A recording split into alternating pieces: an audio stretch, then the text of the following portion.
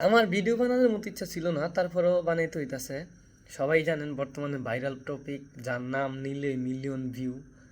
আপনারা আমার সবার সুপরিচিত শিক্ষিত 1,000 টাকা ধার্য করিয়া বই বিক্রি করে আমাদের গড অফ বিলাল।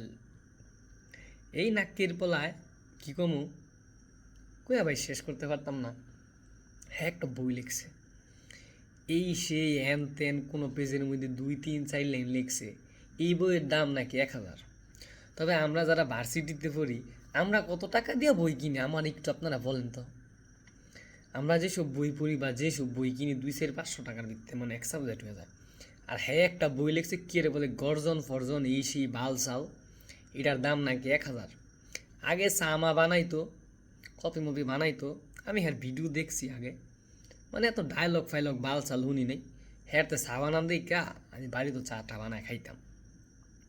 চাওলা কেতনিওলা মুতির মতো, হ্যাঁ বলে অনে বলে বইলে হে। আর ভাই হের অহংকার কি কমু। মানে একটা কথা আছে না, ফুটকি নিজ দা সান দেখলে যাও, এই তো ফুটকি নিজ দা সান দেখতাছে। মানে আমার আঞ্চলিক ভাষায় আমি কইলাম যে ফুটকি নিজ দা চান, মুটকি নিজ দা চান মানে মাথা নিচুর দিকে দিয়া পাশার পিছন দিয়া চাঁদ দেখা।